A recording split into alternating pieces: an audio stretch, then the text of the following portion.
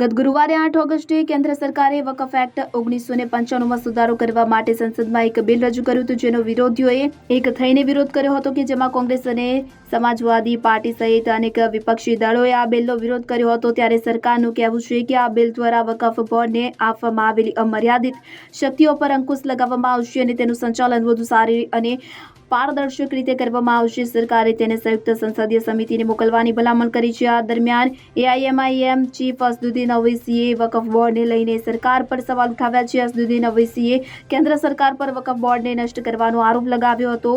ઓવૈસીએ કહ્યું હતું કે આ વકફ બોર્ડ નથી, વકફ પ્રોપર્ટી માટે એનઆરસી કરવામાં આવી રહ્યું છે। સરકાર વકફ બોર્ડમાં રહેલી પ્રોપર્ટી રિપબ્લિક પ્રોપર્ટી નહીં પરંતુ પ્રાઇવેટ પ્રોપર્ટી છે એમ કહીને છેતરપિંડી કરી રહી છે।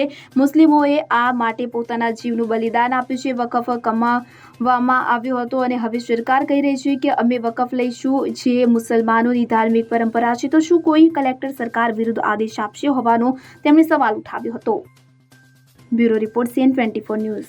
હવે જુઓ દેશ દુનિયાની તમામ ખબરો તમારી આંગળીના ટેરવે।